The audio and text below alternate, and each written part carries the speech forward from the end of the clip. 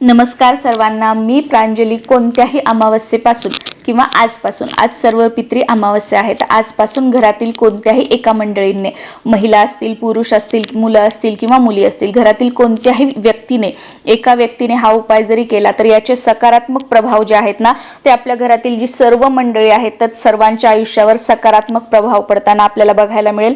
त्याचबरोबर तुमच्या घरातील भांडणतंटे आता कमी झालेले आहेत, घरातील नकारात्मकता दूर झालेली आहे.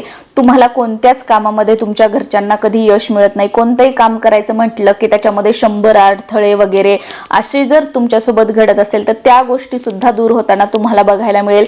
घरामध्ये आजारपण आहे, कोणीतरी काहीतरी करत आहे, आमच्यावर जळणारे लोक खूप आहेत, शत्रूचा त्रास आहे, म्हणजे जे काही डे टू डे लाईफमध्ये आपल्याला प्रॉब्लेम्सचा ज्या सामना करावा लागतो तर त्या सगळ्या समस्या हळूहळू दूर होताना तुम्हाला बघायला मिळेल. बऱ्याच वेळेला शेजाऱ्यांचा त्रास वगैरे या गोष्टी, तर आजकाल बघा आपण दुसऱ्यांना चेंज नाही करू शकत, जे काही करायचं ते आपल्या घरामध्ये आपण आणि आपल्या स्वतःमध्ये आपण गोष्टी करू शकतो. फक्त हा 5 मिनिटांचा जो कापूर होम आहे तुम्ही तुमच्या घरामध्ये केला तर जी काही नकारात्मकता आहे, ज्या गोष्टी नकारात्मक तुमच्या घरामध्ये घडत आहेत, तुमच्या आयुष्यामध्ये घडत आहेत, तुमच्या आयुष्यातील कष्ट दुःख निवारण करण्यासाठी सर्वात प्रभावशाली अशी ही सेवा आहे. यासाठी फक्त तुम्हाला एक नारळ लागणार आहे. तुम्हाला कोणी ओटीत दिलेला नारळ किंवा मंदिरात वगैरे दिलेला नारळ असा नारळ वापरू नका. यासाठी आपल्या स्वतःच्या कष्टाच्या पैशाचा तुम्ही एक नवीन नारळ विकत आणायचा आहे. त्या नारळामध्ये पाणी असावं आणि ब्राऊन कलरचा पूजेसाठी आपण जसा नारळ वापरतो तर तो नारळ आणायचा आहे.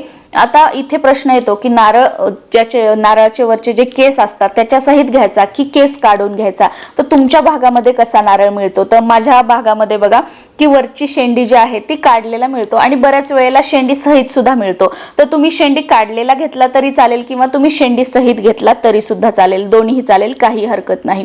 असा नारळ, पाणीदार नारळ तुम्हाला घ्यायचा आहे. आणि संध्याकाळी जेव्हा सूर्य मावळतो, ज्याला आपण प्रदोष काळ म्हणतो, साधारणतः टायमिंग मध्ये सांगायचं झालं तर 6:30 ते 7:30 किंवा दिवे लागण्याची वेळ, तुमच्या देवाजवळ तुम्ही दिवा लावता तर त्या वेळेत तुम्हाला हा जो उपाय आहे ना तो करायचा आहे.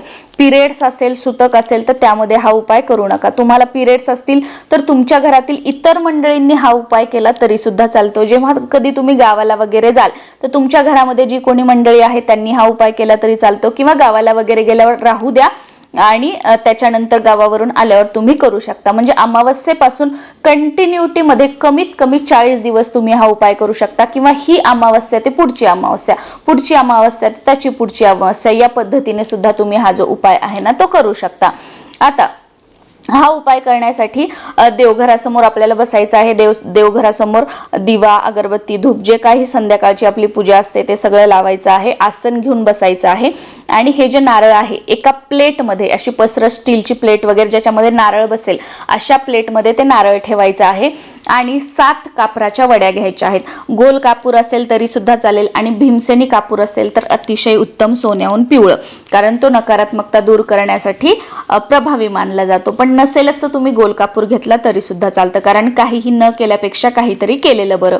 आणि तो जो नारळ आहे तर त्याच्या शेंडीकडच्या भागाला, शेंडी जी आहे ती देवाकडे करायची आहे, देवघराकडे करायची आहे. आणि शेंडीच्या वरच्या भागावर तुम्हाला एक कापराची वडी ठेवायची आहे, ती प्रज्वलित करायची आहे. आणि ती कापराची वडी संपत आली की दुसरी ठेवायची, ती संपत आली की तिसरी ठेवायची. एकदा कापूर प्रज्वलित केला की तो शांत होऊ द्यायचा नाही. तो संपण्याच्या अगोदर, तो शांत होण्याच्या अगोदर दुसरी वडी, तिसरी वडी, चौथी, 5वी, 6वी, 7 अशा एका पाठोपाठ एक वड्या त्याच्यावर ठेवायच्या. आणि हे कापूर आपण प्रज्वलित केल्यापासून तर 7व्या पूर्ण 7 कापराच्या वड्या पूर्ण होईपर्यंत तुम्ही ज्याही देवाला मानता, ज्याही गुरूंना मानता त्यांचा मंत्रजप तुम्हाला करायचा आहे. आणि मनातली मनामध्ये, जसं तुमच्या घरामध्ये खूप भांडणं होत असतील तर माझ्या घरातील भांडणं दूर होण्यासाठी मी हा कापूर होम करत आहे, किंवा तुमच्या घरामध्ये आजारपण असेल तर आजारपण दूर होण्यासाठी, काही दोष असतील, वास्तुदोष वगैरे, तर तो दूर होण्यासाठी, कोणी त्रास वगैरे देत असेल शेजारी पाजारी तर त्याच्यासाठी, म्हणजे मनामध्ये तुम्हाला इंटेन्शन ठेवायचं आणि तोंडाने तुम्हाला स्वतःला ऐकू येईल अशा आवाजामध्ये श्री स्वामी समर्थ, श्री स्वामी समर्थ, श्री स्वामी समर्थ हा मंत्र म्हणायचा. किंवा तुम्ही दत्त महाराजांची सेवा करत असाल तर श्री गुरुदेव दत्त, श्री गुरुदेव दत्त, श्री गुरुदेव दत्त, किंवा तुम्ही ज्याही देवाला गुरुडा मानता त्यांचा मंत्र कंटिन्युअसली तुम्हाला 7 कापूर पूर्ण होईपर्यंत म्हणायचा आहे. आणि त्यानंतर तुम्हाला प्रार्थना करायची आहे. आणि हा जो नारळ आहे तो आपली सेवा झाल्यानंतर देवघराच्या आजूबाजूलाच तिथे कुठेतरी ठेवायचा आहे. आणि दररोज संध्याकाळी सेम प्रदोष काळामध्ये दिवे लागणीला हा जो उपाय आहे कापूर होम जो आहे तो सेम याच पद्धतीने दररोज तुम्हाला करायचा आहे। आता हा कापूर होम करत असताना जर या नारळामधलं पाणी आटलं, आपल्याला फील होतं की नारळ हलकं लागतं, त्यातलं पाणी वगैरे आटलं आहे, तर ते नारळ जे आहे ते तुम्हाला विसर्जित करायचं आहे आणि दुसरं नारळ घ्यायचं आहे। कोरड्या नारळावर हा जो उपाय आहे तो करायचा नाही। हा कापूर होम करत असताना नारळाला जर तडा गेला तर अशा वेळी सुद्धा हा नारळ बदलायचा आहे आणि दुसरा नारळ घेऊन परत त्याच दिवशीपासून त्याच्यावर सेवा जी आहे ती सुरू करायची आहे। त्याचबरोबर तुमच्या नारळाला तडा सुद्धा गेला नाही आणि पाणी सुद्धा जशास तसं आहे, तरी सुद्धा पुढची अमावस्या आली की त्या पुढच्या अमावस्येला हे नारळ तुम्ही विसर्जित करायचं, दुसरं नारळ घ्यायचं। तर या पद्धतीने करू शकता। किंवा तुम्हाला जर वाटलं की नाही मला माझं नारळ तडा गेल्यावरच किंवा पाणी आटल्यावरच बदलायचंय, तर तसं सुद्धा तुम्ही करू शकता। म्हणजे असं कंपल्सरी बंधन असं नाही की तुम्ही असंच करा किंवा तसंच करा। तुम्हाला जे आतून तुमच्या इंट्युशन येतं, तुमच्या मनातून तुम्हाला काय वाटतं, तर त्या पद्धतीने तुम्ही करू शकता। सर्वात महत्त्वाचं काय आहे की ही सेवा करणं महत्त्वाचं आहे। हे असंच करा ते तसंच करा हे नाही। आणि भक्ती बघा ही कधी कोणाच्या सांगण्यावरून किंवा त्याने असं केलं म्हणून मी तसं, याने असं केलं म्हणून मी तशी नसते। प्रत्येकाची भक्ती करण्याची एक आपापली पद्धत असते।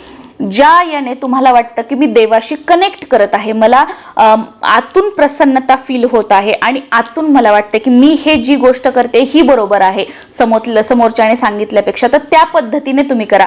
तुम्हाला तुमच्या आतून काय वाटतं त्या पद्धतीने तुम्ही करू शकता। बघा त्या गोष्टीचे तेव्हा रिझल्ट तुम्हाला खूप जास्त प्रमाणामध्ये बघायला मिळतात।